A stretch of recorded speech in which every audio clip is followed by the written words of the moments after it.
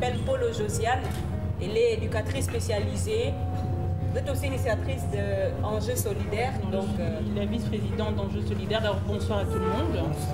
Je reprends Polo Balengue et Josiane, éducatrice spécialisée. Alors, beaucoup de gens, quand on rajoute le spécialisé, demandent toujours en quoi. Mais je dirais toujours en tout et n'importe quoi. Donc, on est plutôt des personnes qui accompagnent les gens dans leurs difficultés au quotidien. Donc, quand il y a des problèmes au niveau sociétal, donc autant souvent dans l'éducation, parce que moi je travaille dans l'enseignement, mais n'importe qui peut avoir n'importe quel problème. Alors on est là, on essaye d'observer, d'analyser et de voir quels sont les outils qu'on peut mettre à disposition pour qu'ils puissent s'en sortir. Donc pour un peu imager, on prend un peu un escalier. En général, on a une rampe. Il y a des gens qui seront montés sans la rampe et il y en a d'autres qui en auront besoin. Je suis un peu la petite rampe pour toutes les personnes.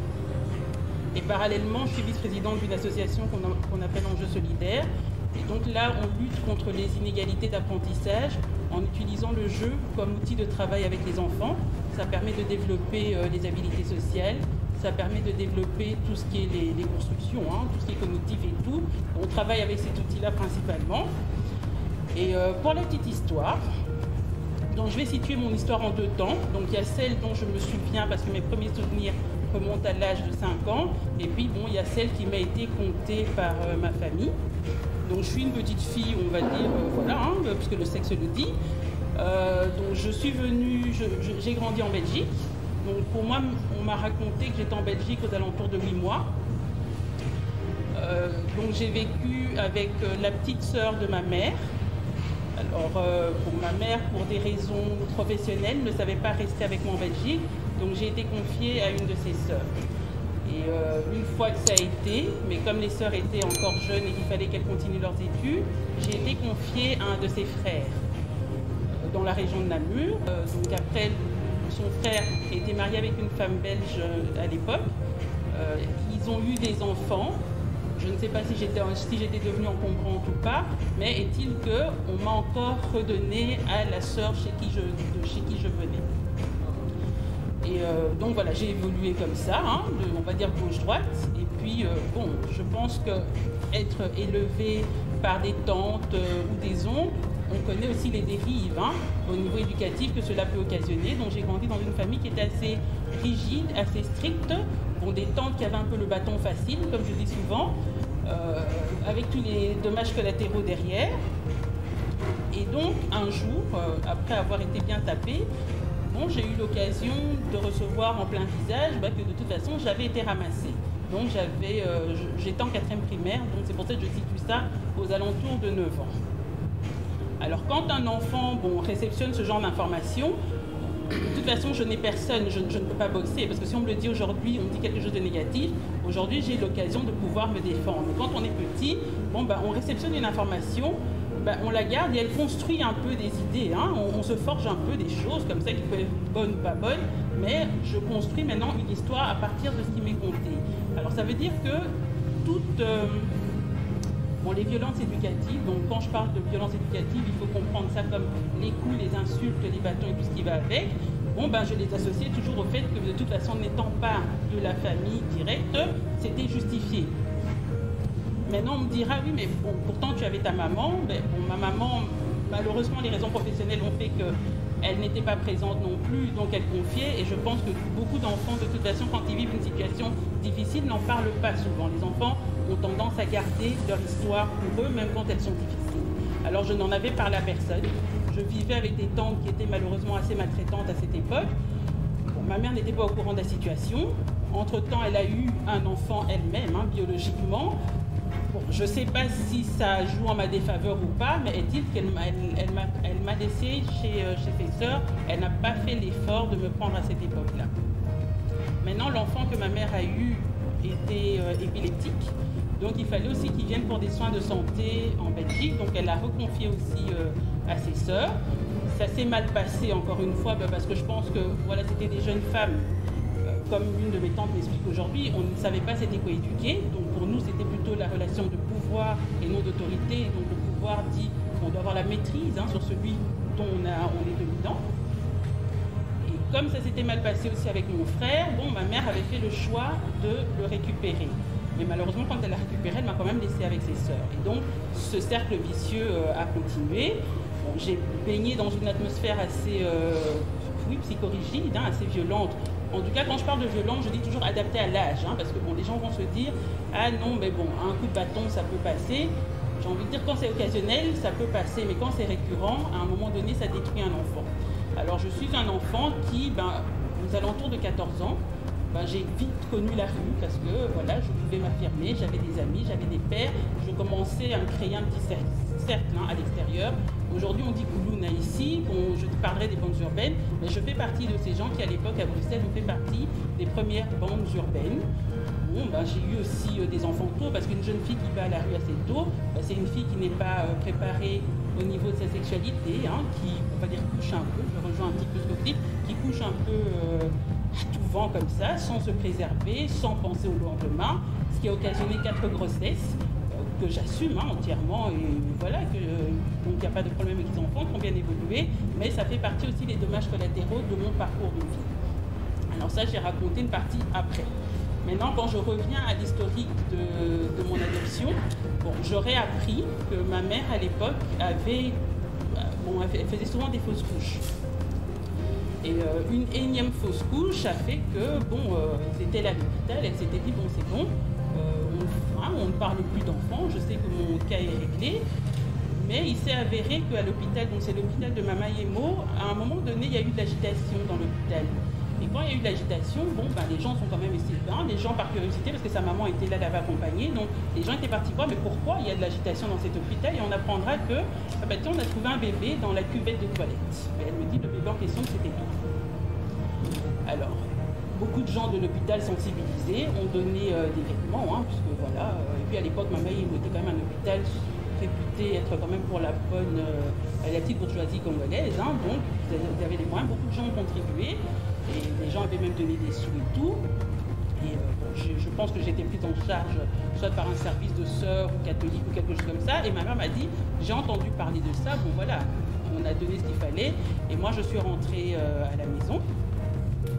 Et elle dit on va dire 2-3 mois après, elle avait vu des gens qui sont venus, 2 bonnes sœurs, qui sont venues à la maison et qui ont demandé après Madame Polo. Et elle dit, bon c'est moi. Et on lui dit, mais on vient vous donner les nouvelles de l'enfant, hein, dont vous avez gardé le contact et que l'enfant est prêt pour l'adoption. Elle dit, mais moi je n'ai jamais demandé pour adopter. On s'était rendu compte que c'était celle qui fait office de grand-mère pour moi aujourd'hui. Donc c'était sa maman qui avait entrepris des démarches. Et sa maman, donc quand elle est arrivée, elle a dit, oui effectivement, c'est moi qui ai entrepris les démarches, mais c'est pour toi parce que aux Ogogogo daté, donc autant mieux trouver une solution. Là il y a un enfant, comme on dit, qui est prêt à être prise, donc autant mieux prendre cet enfant. Bon, elle se dit, bon, moi j'ai ma carrière, puisque ma mère est très carriériste aussi, est-ce que on lui dit non, on va t'aider, il n'y aura pas de problème, tu auras le soutien qu'il faut. Et elle me dira aussi, bon, mon compagnon de l'époque avait accepté, hein, donc mon père, il dit, bon, on en est, on y va, et c'est comme ça qu'ils ont entrepris des démarches pour qu'on puisse me garder, mais que malheureusement en m'adoptant, on s'est rendu compte que j'étais gravement malade, on a fait tout ce qu'il fallait, mais ça n'allait toujours pas, raison pour laquelle on m'avait parachuté en Belgique pour des soins. Et quand je suis arrivée en Belgique pour des soins, bon, même si on a une situation financière assez aisée, il faut savoir que les soins coûtent excessivement cher, tout ce qui concerne les soins de santé. Alors on avait demandé, avec le médecin qui s'occupait là-bas, avait demandé qu'on fasse comme si on m'abandonnait. Comme ça, j'aurais été prise en charge par les institutions publiques là-bas sur place et au niveau des soins, ça aurait été plus facile parce que ça demandait beaucoup. Alors jusqu'aujourd'hui, personne n'a su dire ce que j'avais, mais en faisant un peu des analyses, je me demande bien si je n'avais pas la tuberculose et qu'on n'avait pas fait attention à l'époque. Et donc j'ai encore été malgré tout réabandonnée là-bas sur place pour une période, un peu, oui, c'est vraiment succession de ruptures, fractures et compagnie. Et donc le temps d'être traité et tout ce qui s'ensuit. Et une fois que ça a été évoqué au niveau de la santé, donc mes tantes m'ont repris. Et puis c'était le ballottement gauche-droite, donc tante, oncle, ceci, cela. Alors, à un moment donné, bon, ma mère, avec toute la situation, avant que je commence réellement à dériver à mon adolescence vers 14 ans, avait quand même fait l'effort, vu qu'il y avait tellement de plaintes à mon niveau, parce qu'apparemment j'étais une enfant difficile. Elle avait fait l'effort de me prendre. Donc je suis venue étudier ici, j'ai fait ma 6e primaire, ici à l'école des Hirondelles. Et puis il y a eu la période de trouble, je pense en 91-92, donc j'ai dû repartir encore en Belgique. Et bon, quand je suis repartie, voilà, je surfe aux alentours de l'adolescence et arriva ce qui arriva. Donc je n'ai fait que dériver, j'ai connu un peu une escalade de violence assez conséquente, même si on a l'impression que non. J'étais quelqu'un d'assez violent, il fut un temps. Et bon, ben, je dirais que c'était mes études hein, quand j'ai décidé de me reprendre, parce que dans mon escalade de violence, il faut savoir que j'étais quelqu'un qui avait décroché assez tôt. Donc j'ai arrêté les études en deuxième secondaire. Donc j'ai eu mon enfant, ma première à 17 ans, donc à 22 ans j'avais déjà mes 4 enfants. Et donc il a fallu à un moment donné, bon, avec 4 enfants, même si on est dans un système où on a un suivi social, hein, parce que voilà, les institutions tournent assez bien, donc quelle que soit la situation qu'on a, il y a toujours j'ai envie de dire des filtres de secours à ce niveau-là. Donc quand on a les filtres de secours derrière, ce qui est bien, c'est que on essaie de nous autonomiser. Donc au départ de la situation qu'on a, on va essayer, si une personne n'a pas étudié, on va essayer de la réaccrocher à des études de manière à pouvoir l'attirer le plus possible. Et ce qui fait que j'avais repris les études à 34, 35 ans. Comme ça, j'ai repris des études. Bon, ça a été, hein, au début, je voulais faire assistante sociale, mais c'était pas le truc qui me bottait. Et comme je n'avais pas de diplôme, je m'étais dit, bon, aller vers des études un peu compliquées, je risque de coincer, puisque toute personne qui n'a pas étudié a toujours l'impression qu'elle a des carences, elle ne se sent pas sûre d'elle. Et puis mon éducation aussi a favorisé ça, puisque bon, comme j'ai été avec des personnes qui étaient assez rigides, il y a l'estime de soi qui n'était pas, on va dire, là où il fallait. Puisque une personne, par moment, quand elle ambitionne des choses, c'est qu'elle a confiance en elle. Et donc moi j'avais un problème, un gros manque de confiance en moi. Il avait fallu travailler ça, et d'où j'avais choisi un niveau assez faible pour la reprise des études. Et la première année que j'avais entreprise, c'était tellement bien passé que les enseignants m'avaient demandé mais qu'est-ce que je fous là? Et j'ai dit mais j'ai pas étudié, donc je ne pouvais pas me permettre d'ambitionner un bachelier, puisque pour moi ça ne servait à rien, je n'avais pas l'aptitude pour. Et puis on m'a dit non, si, il y a des écoles qui sont préparées et adaptées pour les enfants qui ont eu des parcours un peu chaotiques, et on va essayer de te mettre à niveau pour justement que tu puisses évoluer dans ce sens-là. Alors bon ben quand on a beaucoup d'encouragement et de soutien des enseignants et de toute l'équipe de travailleurs sociaux autour, j'ai décidé d'entreprendre justement les études d'éducation spécialisée. Et je dis toujours que ce sont ces études qui m'ont guéri, parce qu'elles m'ont permis de comprendre au fait toutes les problématiques qui ont été gages, mais c'est la maman qui arrive à décoder un petit peu ce que l'enfant dit. En tout cas, c'est son entourage proche. Et ben, il s'est avéré que moi, n'ayant pas tout ça, ayant eu toutes ces petites ruptures, j'avais développé un peu ce qu'on appelle les troubles de l'attachement. Donc j'avais un peu des comportements disproportionnés, et j'avais peut-être un comportement difficile, mais qui n'était pas adapté aux gens avec qui je vivais. Alors si aujourd'hui on me demande quelle est la relation avec tes parents, ta famille, bon, bah, je dirais ça va très bien aujourd'hui, parce qu'on a eu le temps de mettre à plat pas mal de choses. Donc pendant des années, j'ai pas parlé à ma mère, parce que je crois que j'ai fait parce qu'elle avait tendance, quand elle a vu que ça n'allait pas, les gens qui ont un peu une situation aisée mettent souvent l'argent avant, alors que moi, c'était pas l'argent dont j'avais besoin. J'avais besoin d'être fixée au niveau de ma relation affective, et je n'avais pas. Donc tout ce temps où je ne parlais pas avec elle, il y a des gens qui ont essayé de lui parler, dont j'ai un oncle qui a fait un beau boulot là par rapport à cette situation-là, et qui lui a dit non, au lieu de mettre maintenant de l'argent, essaye d'accrocher ta fille. Montre-lui que tu l'aimes bien. Il y a eu des erreurs, mais demandez-lui peut-être pardon et essayez de repartir sur quelque chose de nouveau. Et je pense que c'est ça qui m'a permis aujourd'hui de me soigner moi, parce que quand une famille arrive à te demander pardon, et même les tantes qui étaient assez odieuses à l'époque, qui ont pris le temps de s'excuser et de me rappeler que, en fait, elles ne savaient pas c'était quoi éduquer, tout simplement. Bon, elles sont là, à l'époque, on savait que voilà, quand un enfant fait bêtise, on le tape, mais pour un final, il n'y a pas de discussion, il n'y a pas de dialogue. Et je me dis, on essaie de se construire à partir de nos erreurs. Et je me dis toujours, j'ai dû servir d'exemple, puisqu'aujourd'hui, on est très ouvert avec mes cousins, cousines, qui sont arrivés par derrière, même quand il y a des problèmes. Donc le gros de mon histoire, c'est ça. Et si j'en parle, c'est surtout pour donner une voix aux adoptés, parce qu'on m'a fait comprendre que c'était quelque chose de tabou. Et pour dire à quel point c'est tabou, je viens encore me faire insulter dernièrement pour une histoire. Donc quand tu donnais un avis, on te fait comprendre, mais non, tu n'as pas le droit de parler parce que tu n'es pas de biologique. Alors, je me dis toujours, la biologie est un fait, c'est vrai, mais la loi aussi en est un autre. Donc à partir du moment où quelqu'un adopte, quand elle a fait ce choix, l'enfant fait partie de la famille, parce que les gens ont toujours l'impression qu'ah oui, non, ceci, cela, non.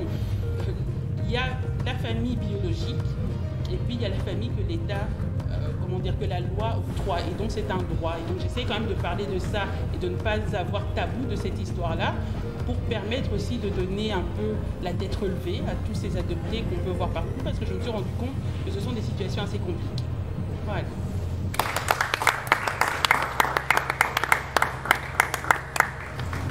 Merci beaucoup, Josiane. En tout cas, j'espère que vous apprenez des choses. Est-ce que vous aviez une question à lui poser ou à poser à nous cinq?